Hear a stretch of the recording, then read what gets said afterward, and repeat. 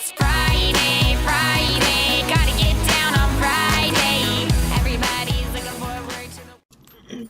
Hey everyone, it's Tammy Tiller-Hewitt and Mary here today. As promised on our last Friday from the field, we're back so that Mary can give us some tips from the field from the practice manager. Actually, she's a practice director over multiple practices.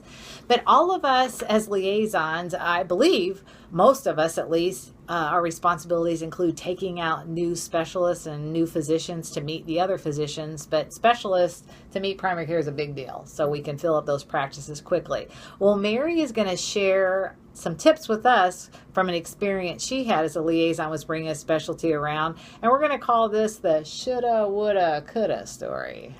Okay.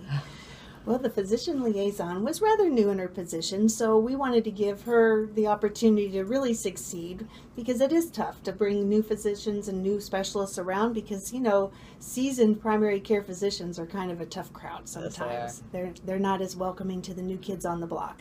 They eat their young, we call it. Yes, they do.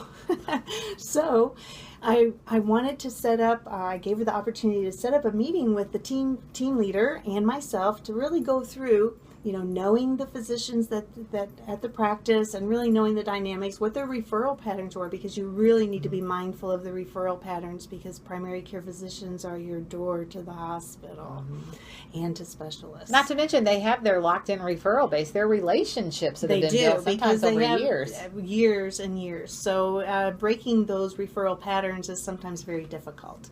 So, but you can do it. You can do it. You can. You can, especially if you have this one training you. Yes. So she did not take us up on the invitation to meet with us. But I thought, well, then maybe, you know, she's on her game and we can, that'll be great. Unfortunately, she didn't coach the specialist either, so he was unfamiliar with really who he was going to be visiting and what he really needed to express and really sell himself. Exactly. And it really tanked. Good job. Yeah, it really tanked. And unfortunately, he did alienate every single provider, and there were 10 of them at the table. Oh, wow. Because we did take the time. We thought it was important enough for us to schedule the meeting so that everyone could be there and give them his undivided attention. Which honestly is the dream come true for us liaisons, that we have that nice big audience ready for us to just swoop in and give them our message. Right. So we have to be respectful of everyone's time. So, you know, making appointments, I know sometimes offices will tell you, we'll call you when we need you, but on these things, it's really a better way to do it so that you do have the physicians there. You don't want to bring a specialist out and only have maybe one provider there to on premises to meet them. So that's not respectful of anyone's time.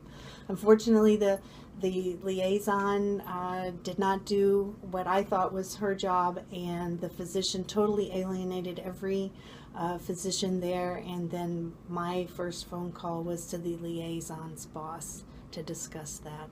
And I don't like to have to call anyone's boss. Right. Yeah. So yeah. Don't I be think calling our preparation is number one. Coaching, knowing your audience is number two, and you know, making the time and making it valuable so that they will make the meeting. You know, they will make appointments. Right. All right, there you have it, right from a leader's mouth. So thanks everybody for joining. I'll see you on the next Fridays from the Field. Thanks, Mary.